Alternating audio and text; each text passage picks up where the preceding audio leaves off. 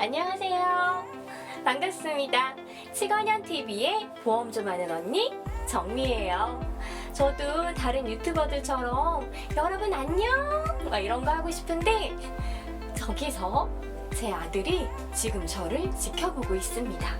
아주 무섭게 노려보면서요. 제 아들이 제가 그런 거 하면 되게 짜증내거든요. 그래서 제가 오늘은 참도록 할게요. 제가 치과에 가보면 대부분의 치과들에서 공통적으로 심사 조정되는 항목들이 있으세요. 그 중에 심사 기준을 잘못 알아서 잘못 넣은 것들은 어쩔 수가 없지만 내역 설명만 달면 조정되지 않는데 조정됐다라거나 미리 한 번만 확인했으면 조정되지 않을 수 있는 것들이 있는데 이런 것들이 조정되는 걸 보면 상당히 저는 안타깝거든요. 그래서 제가 최근에 치과에서 많이 조정되는 항목들 중에서 선생님들께서 10분만 투자하시면 이런 것들을 미리 방지할 수 있는 케이스 3가지를 모아봤습니다. 이 케이스 3가지를 하루에 다 전달을 해드리지는 않을 거고요. 1탄, 2탄, 3탄으로 나뉘어서 케이스 3가지에 대해서 제가 알려드릴게요. 오늘은 첫 번째 케이스를 알아보도록 할게요. 이 케이스는 한 2년 전부터 심사평가원 전산에 반영이 되면서 최근 빈번하게 심사 조정이 일어나는 케이스예요. 알면서도 놓치시고요. 또 몰라서 놓치는 경우도 많으시더라고요. 그럼 어떤 경우인지 한번 볼까요?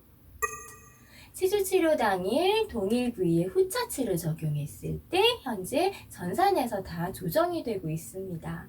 그럼 진료 입력된 내용을 보면서 이해를 할게요. 보시는 것처럼 치석 제거를 상악 전치부하고 하악 전치부를 했죠. 그런데 하악 전치부에 후처치를 같이 했어요. 이렇게 청구가 들어가면 이렇게 후처치가 조정이 돼서 옵니다. 보시면 1530원 정확하게 후처치가 조정이 돼서 왔죠. 이 케이스도 보시면 전압치석 제거를 하면서 지금 37번에 후처치가 들어갔어요. 이런 경우 전압치석 제거는 횟수 1로 전체를 다 포함해버리거든요. 그래서 그날은 후처치가 어느 부위가 들어가든 조정이 되세요. 그래서 보시는 것처럼 이렇게 1530원이 조정이 돼서 온 거를 확인할 수가 있으세요. 자, 그런데 그럼 치주치료에서 이야기하는 동일 부위가 어떤 부위로 이야기하는지에 대한 이해가 먼저 있으셔야 되겠죠. 물론 많은 분들이 아시겠지만 모르는 분들도 계시기 때문에 제가 이 부분을 설명하고 넘어가도록 하겠습니다.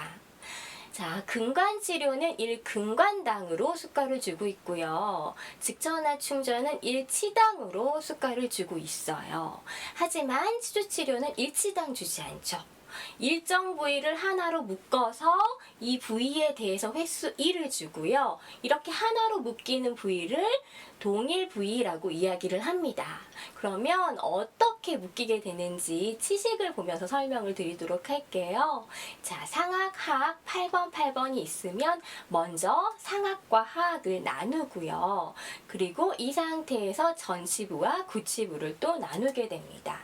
자, 이렇게 나누면 6부위가 되고요. 각각의 부위가 동일 부위가 되는 거예요. 그래서 이렇게 같은 곳에 묶이게 되는 부분을 동일 부위다라고 이해를 하시면 되세요. 자, 그럼 앞에서 심사 조정됐던 케이스를 보면서 다시 한번 이해를 돕도록 할게요. 자, 이 케이스인데요.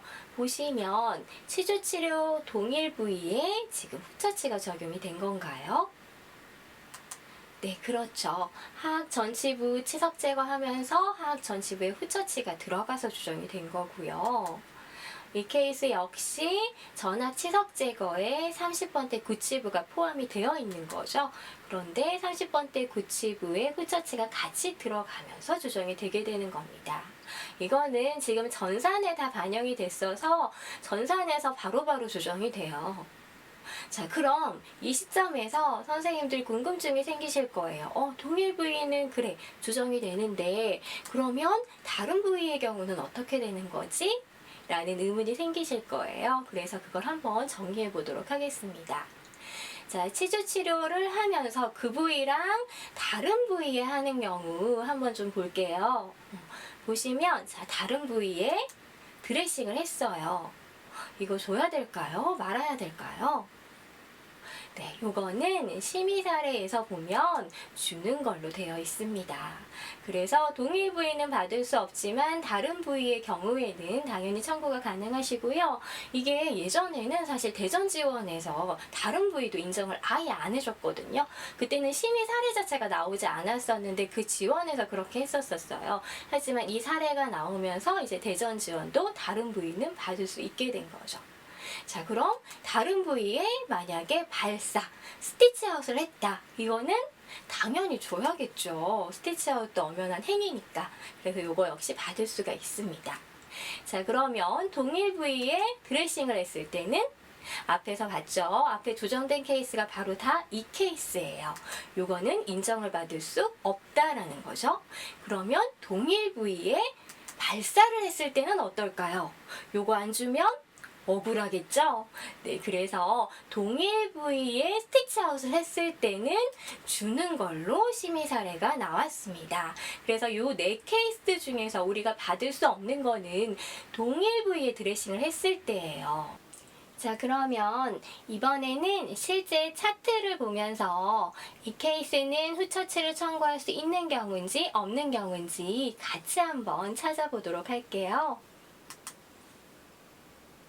네, 이 환자는 5월 2일에 27번에 발치를 하셨고요. 다음날 오셔서 상악 전치부에 치근널텍스를 하면서 어제 발치했던 부위를 소독을 했어요. 자, 이 소독한 거는 청구가 가능할까요? 네, 이 케이스는 치주 치료하고 다른 부위에 드레싱을 한 거기 때문에 당연히 청구가 가능하겠죠. 다음 이 케이스는 5월 2일 날 16, 7, 8번을 발치를 하셨고요. 지금 일주일 정도 지났죠. 일주일 정도 뒤에 오셔가지고 20번 대하고 30번 대 치석 제거를 하면서 발치했던 부위에 스티치아웃을 하셨어요. 자, 이 발사는 후처치로 청구가 가능할까요? 네, 이 케이스도 전혀 다른 부위이기 때문에도 가능하고 또 스티치아웃이기 때문에도 가능하죠. 그래서 이 케이스도 당연히 청구할 수 있으세요. 다음은 5월 2일 날 25번에 지금 난발치를 하셨어요. 그런 다음날 오셔서 연 1회 전악 치석 제거를 하면서 발치했던 부위 소독까지 같이 했죠. 이 소독한 후처치는 청구가 가능할까요?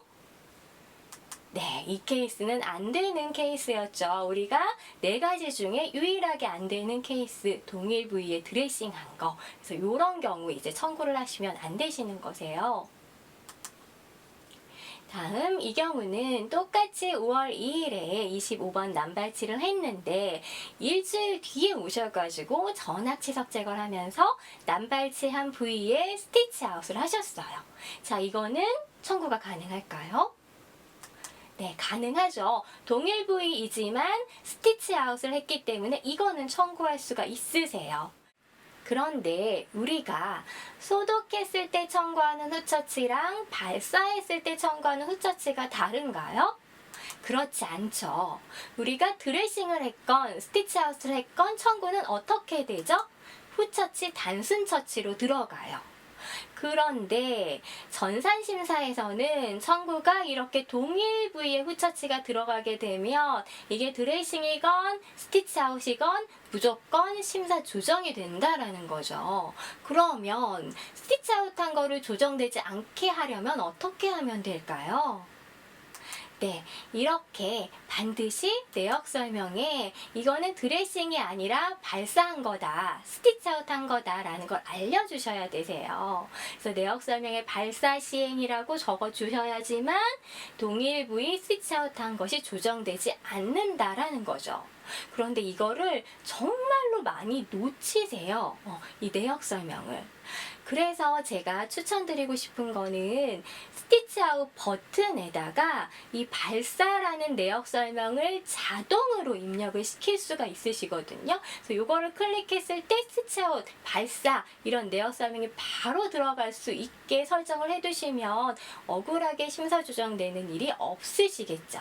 그럼 하는 방법을 하나하나 좀 살펴보도록 할게요. 제가 프로그램을 3가지로 좀 설명을 드릴 거예요. 하나로 2번에, 그리고 덴트웹, 그리고 아이프로 이렇게 3가지 프로그램에 대해서 좀 보여드릴게요. 자, 일단 이거는 하나로 프로그램이에요. 하나로 프로그램은 이렇게 스티치아웃 버튼이 따로 있어요. 그래서 얘를 클릭했을 때 내역 설명이 자동으로 들어가도록 설정까지 가능하시거든요. 하는 방법은 보통 우리가 청구를 누를 때, 그러니까 진료를 입력할 때 어떻게 하시죠? 마우스의 왼쪽 버튼을 클릭하세요. 그런데 설정은요, 대부분 다 오른쪽 버튼을 클릭하면 설정창이 뜨거든요. 그래서 하나로의 경우에도 이렇게 마우스 우클릭을 하면 설정창이 떠요. 이게 설정창이세요. 그래서 이 설정창에 보면 상단에 기본 정보가 있고 옆에 보면 추가 정보가 있어요. 이 추가 정보를 클릭하면 이런 창이 뜨고요. 보이시죠? 여기 내역 설명이라는 데가 있고 여기에 입력을 하고 저장을 해두면 이 버튼을 클릭했을 때 자동으로 내역 설명이 들어가게 돼요. 그래서 여기에다 발사 시행이라고 적으신 다음에 하단에 있는 저장 버튼을 누르면 이제는 우리가 스티치아웃을 클릭했을 때 자동으로 내역 설명에 발사 시행이라고 들어가게 된다라는 거죠. 이렇게만 해놓으면 스티치아웃 신경 안 쓰고 그냥 입력할 수 있으시겠죠? 그래서 꼭 하나로를 사용하신다면 이렇게 설정을 해주시고요. 다음은 덴트웹을 한번 볼까요? 덴트웹의 경우도 역시 설정은 마우스 우클릭이에요. 그래서 이렇게 클릭하고 마우스 우클릭을 해서 설정을 하면 되는데 덴트웹의 경우는요, 내역 설명을 자동으로 입력하는 기능은 없습니다. 그래서 설정 자체를 그렇게 할 수는 없고요. 대신에 덴트웹은 진료를 입력하려고 마우스 좌클릭을 하면 이런 창이 뜨실 거예요. 내역 설명을 입력하게 스티치아웃을 누르면 자동으로 뜨게 돼요. 여기에서 발사 시행을 체크하고 기타 내역 설명 선택 완료를 클릭해 주시면 되겠죠. 그래서 이렇게 이게 나타나면 요거 클릭하는 것만 잊지 않으시면 되는데 한 가지 주의하실 거는 이게 이제 어떤 경우는 너무 귀찮아서 아래쪽에 보면 내역 설명창 보이지 않기라는 게 있거든요. 여기에 체크를 해두시는 경우가 있어요. 그러면 스티치아웃을 클릭해도 내역 설명 창이 뜨지 않겠죠. 그러면 깜빡하고 내역 설명을 안 넣고 청구를 보내게 되는 경우가 생길 수 있기 때문에 스티치아웃 버튼은 내역 입력창 보이지 않게 체크를 하시면 안 되겠죠. 그것만 주의하셔서 원래대로 사용을 하시면 되세요. 아이프로의 경우는요, 보시는 것처럼 수술 후 처치 버튼만 있지 스티치아웃 버튼이 따로 없어요.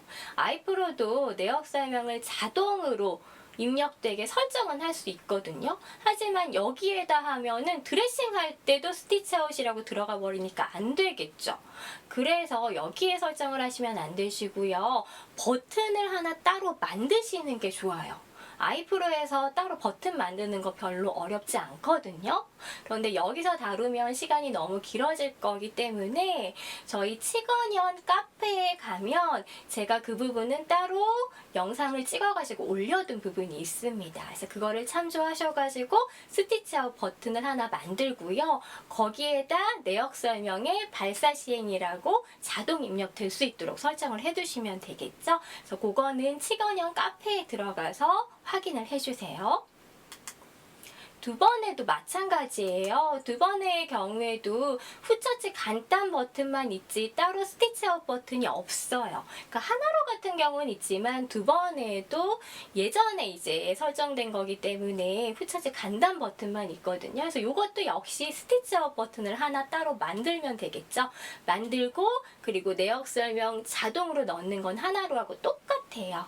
그래서 이 2번의 버튼 만드는 것도 역시 치건형 카페에 올려뒀으니까 그거를 참고해서 만들어주시면 되세요. 자, 지금까지 치주 치료와 동일 부위에 발사, 스티치아웃을 했을 때 심사 조정되지 않게 하는 방법을 알아봤습니다.